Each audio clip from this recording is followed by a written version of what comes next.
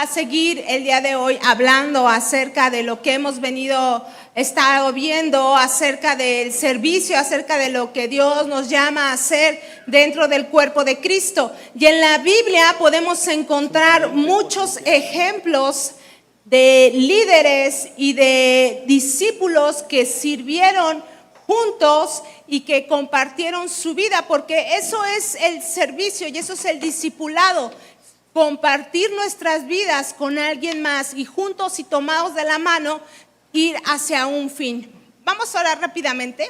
Señor, te damos gracias. Gracias porque eres un Dios bueno. Gracias porque tu palabra nos sigue mostrando el camino, Señor, hacia donde debemos ir, Señor. Oro por tu iglesia, Señor. Oro por el cuerpo de Cristo, Padre. Que seamos entendidos, enseñados, que podamos recibir tu palabra con gozo, Padre, el día de hoy. En el nombre de Jesús. Amén. Y vamos hoy a hablar acerca de un personaje que se llama Josué, Moisés y Josué. Y yo titulé esta prédica de discípulo, el discípulo que se convirtió en siervo. Porque normalmente hablamos de los líderes, ¿verdad? Pero ¿qué pasa cuando nosotros nos convertimos primero en discípulos de Dios y después de eso llegamos a ser siervos de Dios? Porque los pastores, los líderes que servimos en la iglesia realmente somos siervos por amor a Él. Y Josué es conocido mucho mejor dentro de la Biblia como aquel hombre que ayudó y que estuvo al lado de Moisés y que dirigió batallas y que estuvo en grandes peleas militares. Y la Biblia le habla que a él tuvo que liderar por muchos años sobre la conquista para llegar a conquistar la tierra prometida. Y vamos hoy a ver qué podemos aprender a través de su vida. Y vamos a ver varios pasajes. Números 13:16 dice así: estos son los nombres de los varones que Moisés envió a reconocer la tierra. Y a Oseas, hijo de Nun, le puso por nombre Moisés. Le puso Moisés el nombre de Josué. Josué se llamaba Oseas y Moisés le cambia ese nombre. Oseas significa salvación. Y Josué es un derivado de Yeshua y significa Jehová es mi salvación. Hay una transformación en la cual Moisés le dice: ya no te vas a llamar Oseas, ahora te vas a llamar Josué. Y la primera aparición de Josué nosotros la podemos ver en Éxodo 17 del 8 al 16, y es cuando él viene y se enfrenta por primera vez en una guerra. Y esta guerra es con Amalek. Vamos a leer estos versículos. Y dice así: entonces vino Amalek y peleó contra Israel en Redifim. Y dijo Moisés a Josué: escógenos varones y sal a pelear contra Amalek. Mañana yo estaré sobre la cumbre del collado, dice, y la vara de Dios en mi mano. E hizo Josué como le dijo Moisés, peleando contra Amalek. Y Moisés y Aarón y Hur subieron a la cumbre del collado. Y sucedía que cuando alzaba Moisés su mano, Israel prevalecía. Mas cuando él bajaba su mano, prevalecía Amalek. Y las manos de Moisés se cansaban, por lo que tomaron una piedra y la pusieron debajo de él, y se sentó sobre ella. Y Aarón y Hur sostenían sus manos, el uno de un lado y el otro del otro. Así hubo en sus manos firmeza hasta que se puso el sol. Y Josué deshizo a Amalek y a su pueblo a filo de espada. Y Jehová dijo a Moisés: escribe esto para memoria en un libro, y di a Josué que raeré de toda la memoria de Amalek de debajo del cielo. Y Moisés edificó un altar y llamó su nombre Jehová Nisi, que significa: el Señor es mi bandera, el Señor es mi estandarte de guerra. Y dijo: por cuanto la mano de Amalek se levantó contra el trono de Jehová, Jehová tendrá guerra con Amalek de generación a generación. Es aquí la primera vez que Josué se presenta y es en una batalla, y le dice Josué, ve a la batalla y pelea contra los amalecitas. Y entonces él sale y pelea contra ellos. Los israelitas hasta este momento habían vivido como esclavos en Egipto. Y entonces siempre Dios había peleado sus batallas. Pero esta era la primera vez que ellos se iban a enfrentar cara a cara contra su contrincante. E hizo Josué, dice la Biblia, lo que Moisés le había dicho.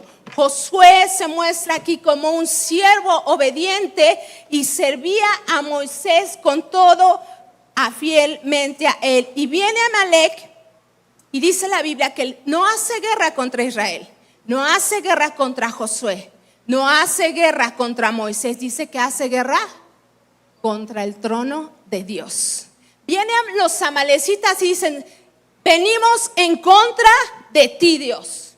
Y entonces, ¿qué es lo que estaba pasando? Moisés sube al monte y toma su vara.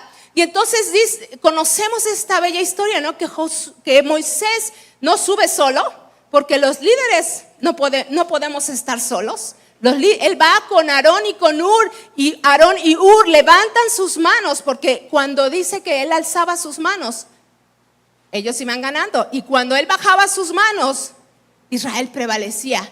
Y dice, y Moisés tenía la vara de Dios. Y Moisés le llamaba a la vara que tenía la vara de Dios. Y Dios le decía que era la vara de Moisés.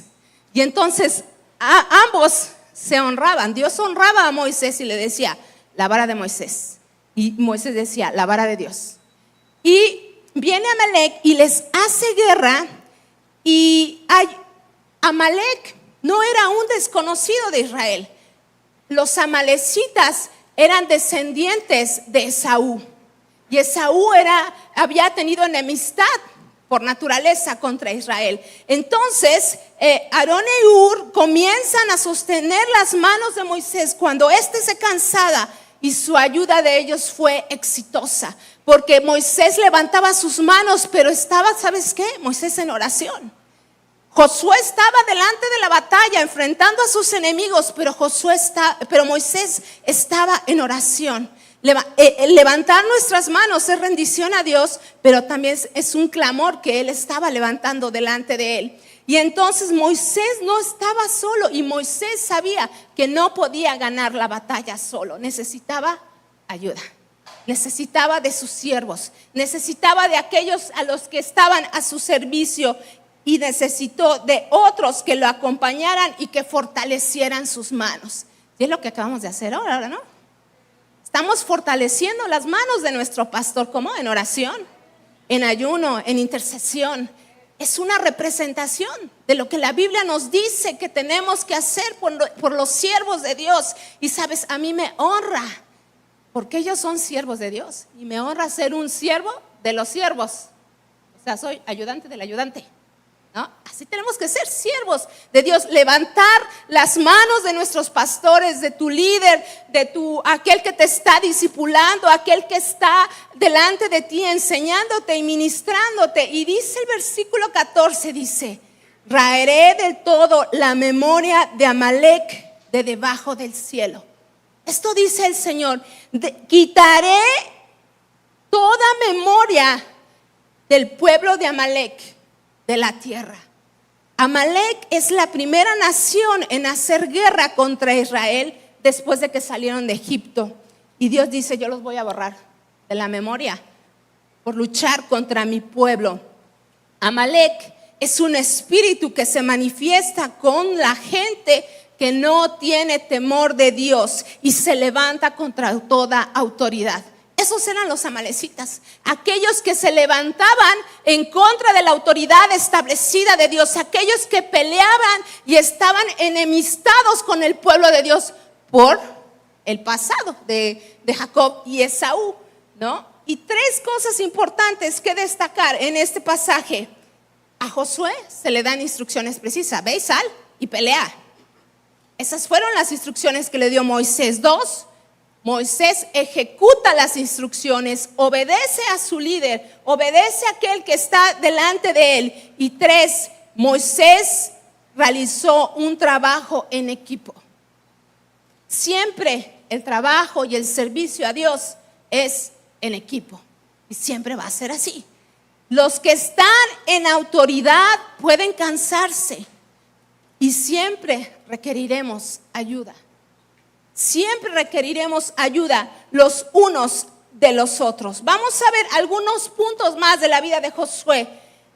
Punto número 1, Josué comienza sirviendo a Moisés. Éxodo 24, del 12 al 14. Entonces dice, Jehová dijo a Moisés, sube a mi monte y espera allá, y te daré las tablas de piedra y la ley y mandamientos que he escrito para enseñarles. Y se levantó Moisés con Josué su servidor, y Moisés subió al monte de Dios. Y dijo a los ancianos, esperaos aquí hasta que volvamos a vosotros, y he aquí, Aarón y Hur están con vosotros. El que tuviere asuntos, acuda a ellos. Y Moisés se levanta para obedecer a Dios y lleva ¿a quién? A Josué, a su servidor, quien había sido una pieza importante en la guerra con la que habían peleado a los amalecitas.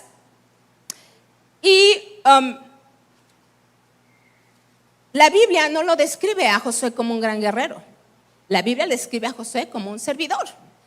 Moisés dice que toma a su servidor y va, y Moisés sube al monte de Dios y toma a Josué y le dice, ven conmigo. ¿Por qué? Porque Dios me va a dar las tablas de la ley. Y entonces algo que hace Josué antes de irse es que establece autoridad. Y dice, ¿saben qué, pueblo? ¿Saben qué, ancianos? Se van a quedar Aarón y Hur a cargo. A veces los pastores no están, ¿verdad? Y piensan que nos dejan descobijados, pero ellos dejan autoridad delegada. Es lo mismo que estaba haciendo Moisés. Le dice al pueblo, ¿sabes qué? Me voy a ir porque Dios va a encontrarse conmigo, me va a dar las tablas de la ley, pero va a haber gente que se va a quedar a cargo. Y entonces suben Josué con él, y Josué están ahí, y se levanta Josué y entonces permítame tantito. Bueno, se me perdió.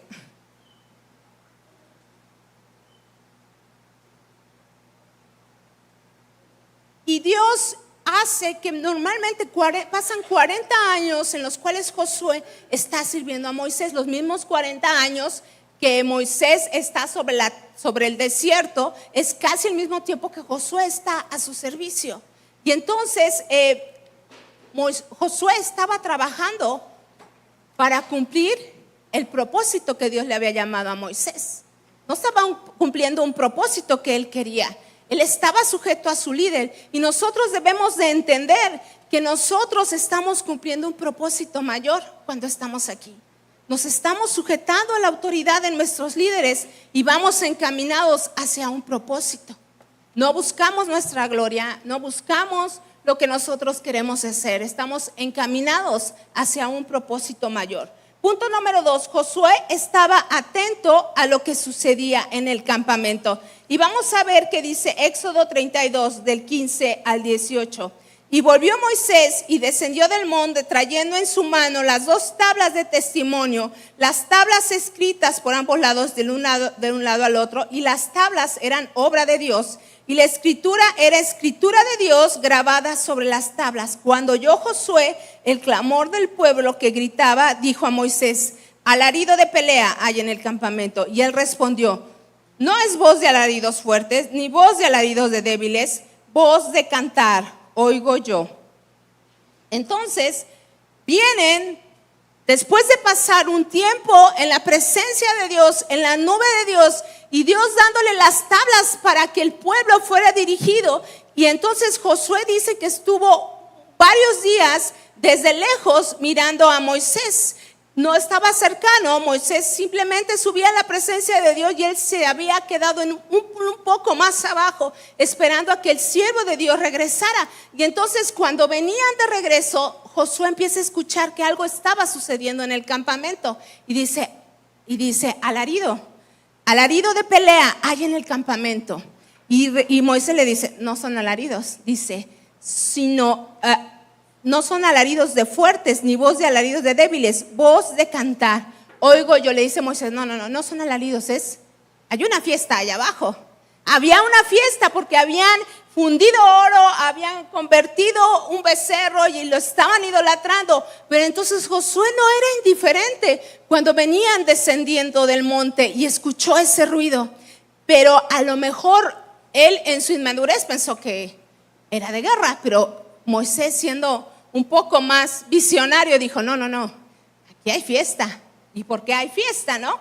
Entonces, al escuchar la algarabía, Josué lo interpretó como ruido de batalla, pero de lo que estaba sucediendo en el campamento, pero más bien reflejaba una pelea espiritual en lugar de una pelea material. Realmente sí estaba sucediendo algo espiritual allá abajo. No era material, pero era una pelea espiritual porque el pueblo estaba idolatrando. Y podemos ver aquí a un Josué que estaba atento, que estaba vigilante, que estaba pensando en lo que estaba sucediendo debajo en el pueblo.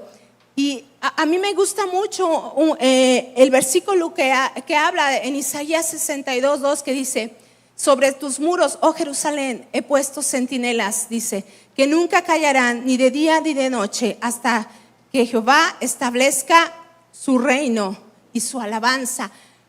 Está hablando también que nosotros como iglesia tenemos que ser un tipo de centinelas, un tipo de guardas, esas personas que... ¿Has visto a los hermanos que están allá afuera sirviendo en el estacionamiento? Ellos son un tipo de centinelas ahorita en la noche, porque están guardando algo que nosotros dejamos ahí, una pertenencia que dejamos ahí, y entonces están ¿qué? Vigilando. Los centinelas son aquellos que vigilan, son personas visionarias que están viendo lo que está por suceder. Un centinela espiritual es una atalaya que dentro de las ciudades, en los pueblos, se ponían los centinelas en los lugares más altos y entonces veían si el equipo enemigo venía a enfrentarlos. Se subían sobre unas torres altas. Las ciudades eran ciudades, habla la Biblia, fortificadas. Entonces los centinelas estaban en las partes más altas vigilando. ¿Quién venía? Si el enemigo venía, si algo pasaba, y entonces bajaban y avisaban, algo va a suceder. Nosotros somos los centinelas espirituales del cuerpo de Cristo. Tú debes de ser un centinela que guarda y que está vigilante como siervo, mirando a lo que ha de venir.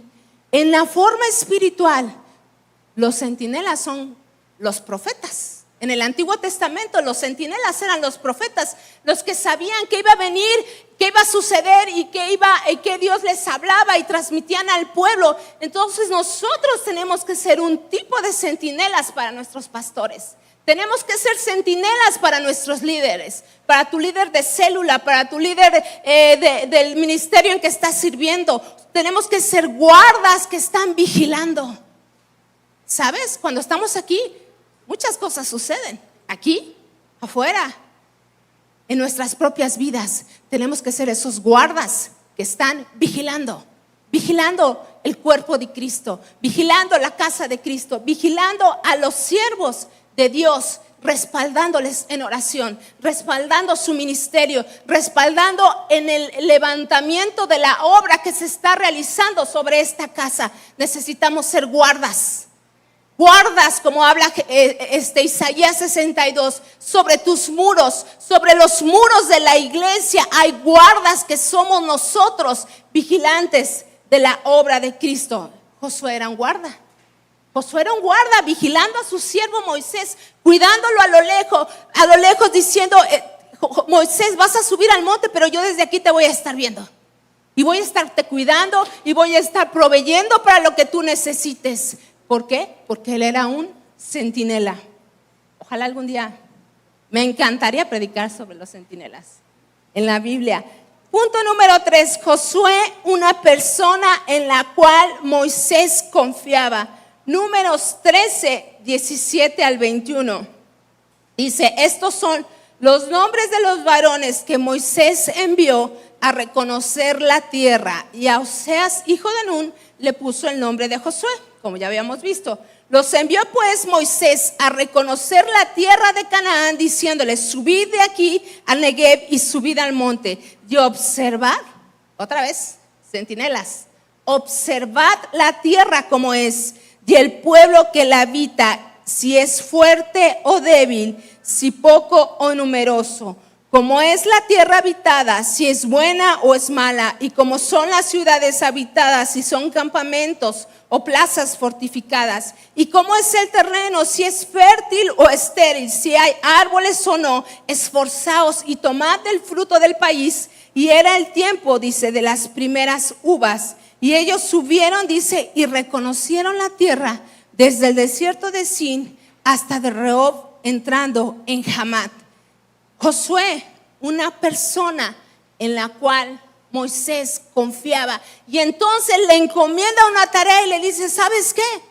Vas a ir como espía y vas a ir a reconocer la tierra y me vas a traer informe de cómo está la tierra, de qué es lo que está pasando en Canaán, y ve cómo son los árboles, y ve qué hay ahí, y ve cómo son las personas, y dime, ¿qué fue lo que viste? Y otra vez va Josué, y ve si el terreno es fértil, si es estéril, y dice que ¿qué? Trajeron, ¿qué dice la Biblia? ¿Qué trajeron de la tierra de Canaán? Uvas, pero unas señoras uvas, ¿verdad? Que no podían ni cargarlas. Y entonces, todo lo que Josué hacía implicaba obediencia a su líder, a su siervo. Todo lo que él hacía era completar las instrucciones que Moisés le estaba dando para cumplir sobre qué, porque iban sobre un objetivo. Había un plan, había una meta: entrar a la tierra prometida. Aunque Moisés no entró, aunque Moisés no le fue conferida ese privilegio, pues vemos a esa generación de Josué, esa generación de conquista que se levantó y entró. Punto número 4, Josué es promovido por Dios a causa de su fidelidad y obediencia. Números 27, 18 al 23. Y dice así: ponga Jehová Dios de los espíritus de toda carne un varón sobre la congregación, que salga de delante de ellos y que entre de delante de ellos, que los saque y los introduzca, para que en la congregación de Jehová no sea como ovejas sin pastor. Y Jehová dijo a Moisés: toma a Josué, hijo de Nun, varón en el cual hay espíritu, y otras traducciones hablan y dicen: en quien está el espíritu, y pondrás tu mano sobre él. Y lo pondrás de delante del sacerdote Eleazar y delante de toda la congregación, y le darás el cargo en presencia de ellos. Y su encargo era que dirigiera al pueblo, y pondrás de tu dignidad sobre él. A mí me impresionó esto.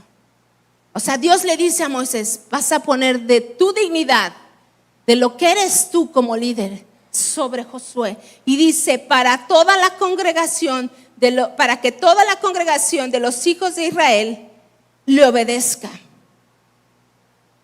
Y cierto día Dios le dice a Moisés: sube al monte, ve las montañas y ve todo lo que no vas a poseer. Después de ver, igual que tu hermano, vas a morir. Te voy a dejar ver lo que va a pasar, pero tú no vas a entrar. Tú ya no lo vas a ver.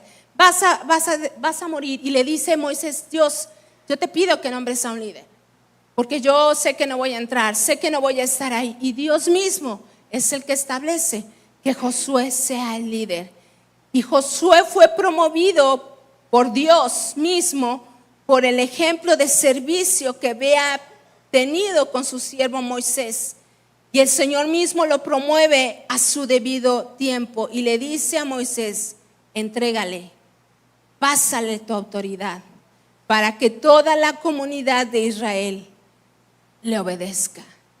La autoridad muchas veces pasa generacionalmente. La autoridad que Dios le confiere a los hijos de Él, a los siervos de Él, es conferida también a nosotros cuando estamos en obediencia, cuando caminamos en sujeción, cuando aprendemos a amarle, a conocerle. Yo tengo muchos años ministrando con el pastor. En Liberación últimamente no lo he hecho, la verdad. Pero sabes, un discípulo tiene que estar al lado de su maestro para aprender. Y yo he aprendido tanto del discernimiento, tanto en la liberación a través de mi pastor. Y no es porque él no me lo diga, me lo muestra, me lo enseña. Él es un pastor muy práctico. Demostrándote cómo se hacen las cosas, tú aprendes. Y yo he aprendido mucho de su discernimiento, de cómo él aprende a discernir lo espiritual. Y así nosotros, yo sé que tú tienes líderes a tu lado, en tu célula. ¿Cuántos van a la célula? Amén. Pues ahí tienes a tus líderes, ¿no? Entonces ahí están cercano a tu líder. Y de tu líder tú tienes que absorber. Exprímelo, absórbelo. ¿Por qué? Porque es la única manera en que tú vas a aprender en tu caminar con Dios, a través de personas sabias con las que tú vayas a estar. Yo he aprendido mucho del ejemplo de mis líderes desde que yo empecé en mi caminar con Cristo. Entonces, yo tomo de su autoridad de Dios. Yo tomo de la autoridad de Dios cuando ministro. Yo tomo de su autoridad cuando oramos por los enfermos. Yo tomo de su autoridad cuando estoy aprendiendo junto con otros. Punto número 5. La misión siempre será más grande que el líder. Deuteronomio 31, 1, 2, 6, 7 y 8. Josué es instalado como sucesor de Moisés. Dice, fue a Moisés y habló estas palabras a todo Israel y les dijo, este día soy de edad de 120 años, no puedo más salir ni entrar. Además de esto, Jehová me ha dicho, no pasarás este Jordán. Esforzaos y probad ánimo, no temáis ni tengáis miedo de ellos, porque Jehová, tu Dios, es el que va contigo. No te dejará ni te desamparará, dice. Y llamó Moisés a Josué y le dijo en presencia de todo Israel, esfuérzate y anímate, porque tú entrarás con este pueblo a la tierra que juró Jehová a sus padres que les daría, y tú se las harás heredar. Y Jehová va delante de ti, Él estará contigo, no te dejará ni te desamparará. No temas ni te intimides. Cuando el pueblo tuvo que cruzar el Jordán, Moisés sabía que no lo iba a cruzar, pero Dios ya había escogido al nuevo líder, a Josué. En este punto Moisés a lo mejor se hubiera podido haber enojado y haber dicho, ¿por qué Josué? Porque después Dios, de 40 años de que estuve con el pueblo en el desierto, le tengo que entregar a Josué, tu hijo, esta autoridad. Moisés sabía que la misión de llegar a la tierra prometida era más importante que él mismo. Los planes de Dios, ¿sabes? Se van a cumplir porque se van a cumplir. Siempre, siempre. El plan de Dios y sus planes dicen que son de bien para sus hijos, que son de bien para su iglesia, y que Dios les muestra a nuestros líderes el plan que hay que seguir. Pero si el líder no obedece, Dios siempre va a cumplir su plan. Dios siempre va a cumplir su plan en tu vida. Si venga alguien que te quiera dañar, alguien que quiera confrontarte esta semana. Nosotros en mi trabajo negociamos mucho. Tienes que aprender a negociar, es algo que estoy aprendiendo a negociar con las personas. Y estábamos cerrando una negociación, pero no sabes qué contienda hubo. Todo se ponía en nuestra contra. El intermediario, el que iba a cerrar el trato, todo en nuestra contra. Hasta que yo dije, Señor, yo estoy bajo el liderazgo de un hijo tuyo. Y sabes, y yo les dije a mis compañeros, esta persona es hija de Dios.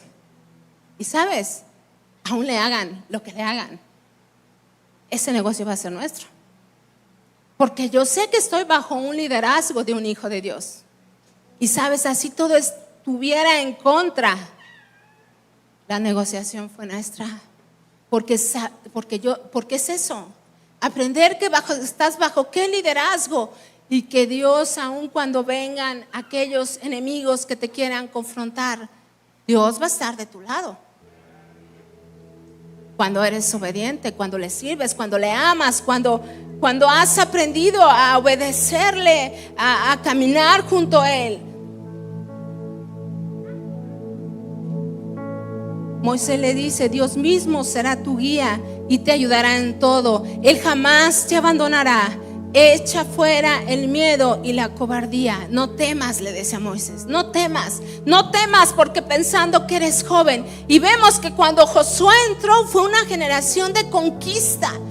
Josué siguió conquistando terrenos, siguió conquistando ciudades, fue próspero. Dios lo bendijo porque aprendió bajo un liderazgo a caminar. Se sujetó a un liderazgo a caminar y Dios por eso lo bendijo, porque él aprendió de su maestro. Por eso nombré esta prédica de discípulo a siervo. No es de líder a siervo, no es de discípulo a líder, es de siervo, del discípulo a siervo. Porque nos tenemos que convertir primero en discípulos de Cristo y después en siervos de Él por amor. Nos llamamos líderes, ¿verdad? Por un nombre. Pero al final los líderes, ¿sabes qué somos? Siervos.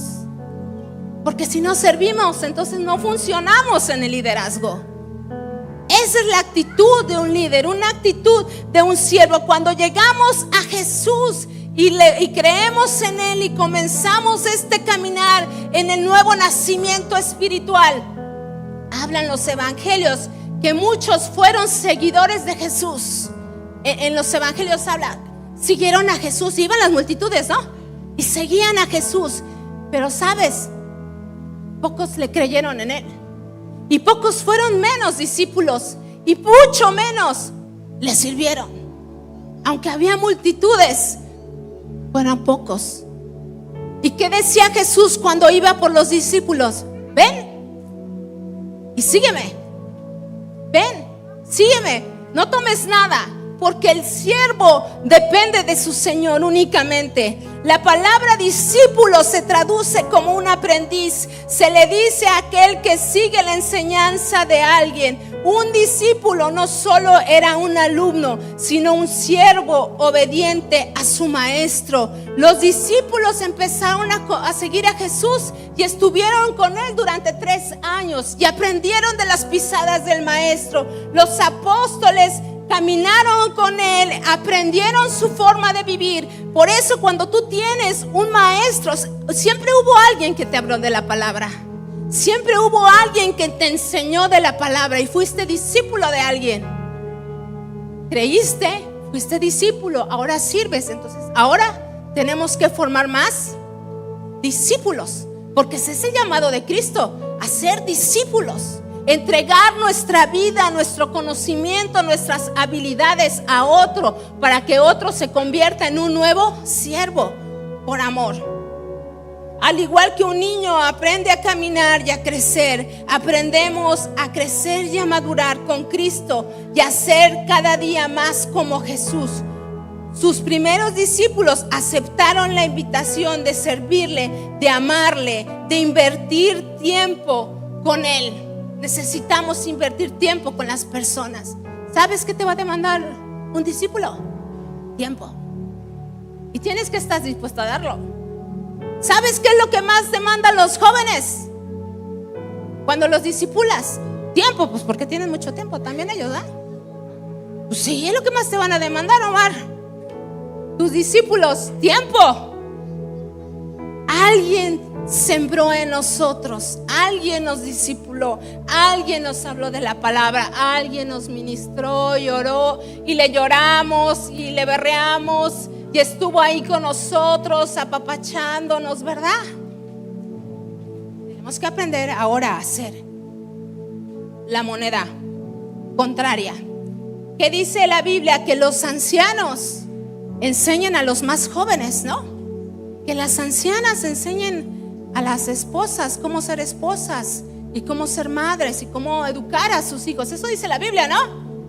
Entonces, las mayorcitas los mayorcitos tenemos que enseñar a los más jóvenes el camino que hay que recorrer, el camino que hay que seguir. Juan 8, 31 y 32, ya voy a acabar. Vámonos mejor hasta Mateo 10, 24. Ya me salté, dice: los alumnos no son superiores a su maestro, y los esclavos no son superiores a su amo. Los alumnos, dice, deben parecerse a su maestro, y los esclavos, los siervos, deben parecerse a su amo. Si a mí, dice Jesús, el amo de la casa, me han llamado príncipe de los demonios, a los miembros de mi casa los llamarán con nombres todavía peores, dice la Biblia. El alumno no es superior que el maestro. Los alumnos deben parecerse al maestro. Esa es la instrucción de Jesús. Imítenme a mí, dice la palabra, dice Pablo, como yo imito a Cristo, me tengo que parecer a Jesús. El alumno, el discípulo, su meta es parecerse a Jesús, a su maestro. El esclavo debe parecerse a su amo. Si Jesús, siendo el mayor, ¿qué dice la Biblia? Lo nombraron, ¿qué? El príncipe de los demonios. Nosotros que somos menores, no te ofendas cuando te digan algo. Si el mayor padeció, si el mayor sufrió, ¿qué leíamos cuando Jesús vino? Que se hizo como siervo obediente a su Padre, como el siervo más humilde. Seamos discípulos. Muchos pueden ser seguidores, otros pueden ser creyentes, pocos discípulos, dice, y un poco menos siervos. Nos podemos quedar en alguna etapa de estas, pero lo más importante será siempre dejarnos moldear por el alfarero, haciéndonos Él una nueva vasija. Seamos discípulos, seamos los discipuladores, convirtámonos en siervos para ser como ese barro que Jesús habla en Ezequiel, que lo volvió a hacer nuevo, que lo destrozó, que lo quebró, que quebró su ego, que quebró su conocimiento, que quebró todo aquello que a veces pensamos que somos, dice, y hizo un nuevo barro para su servicio, barro para estar poniéndonos cuerpo a cuerpo con aquellos que dirigen la obra del Señor. Eso es lo que traía para compartirte. Vamos a orar. Levántate, por favor.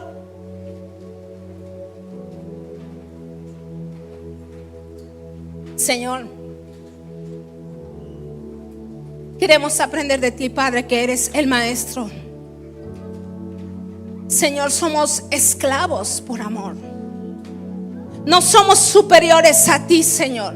No somos superiores a nadie en este lugar, Padre, porque hemos decidido ser siervos, discípulos, seguidores de aquel que vino a mostrarnos el camino, Padre. La Biblia está llena de enseñanzas, Señor, de maestros que tuvieron sus discípulos, Padre. Enséñanos hoy, Señor, a ser maestros de otros, Padre, a caminar tomados de la mano, Señor, a ponernos, Señor, en tus caminos, en tus pisadas, Señor. Queremos conocerte, Padre. Queremos que los que hemos aprendido algo de ti, Señor, lo pongamos a tu servicio, Padre, siempre, por amor, por agradecimiento, por gracia, por misericordia de lo que hemos recibido de tu mano, Padre.